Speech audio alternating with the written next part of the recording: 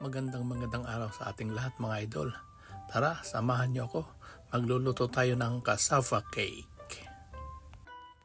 Ang araw na to mga idol. Tara, work muna tayo. May konting pigya tayo dito guys.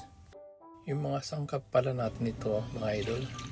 Yan, 400 grams na evaporated milk, 1/2 cup of butter, 380 grams na condensed milk, 2 regular na itlog.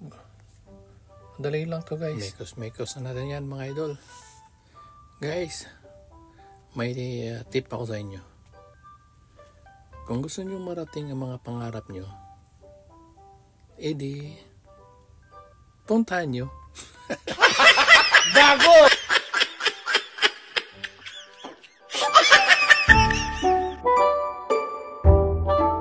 Punasan natin ang butter guys para hindi dumikit. Ayan. Ready na. Ready to oven na. Oven natin siya ng mga 1 oras guys.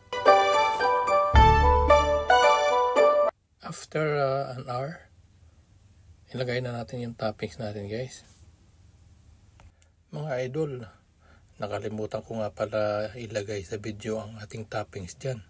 Yung ating toppings dyan idol, 1 cup ng condensed milk, 1 itlog, at saka kalahating cup ng gata ng nyug. Pasensya na mga idol, nakalimutan ko i-video.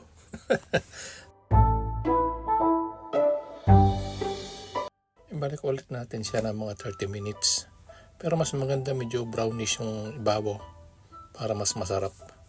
Yan idol, luto na siya. Kainan na. Mayroon tayong masarap ng merienda. Tara guys, kain tayo. Pambihira, tabingi pa ang hiwa.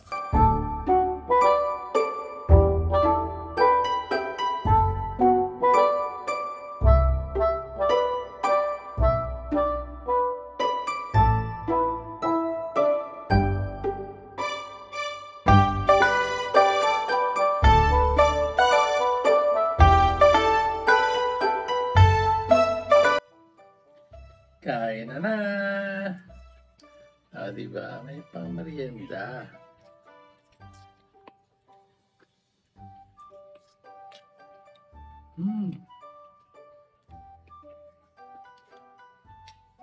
Init.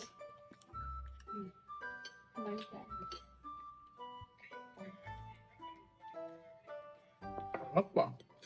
Profesional.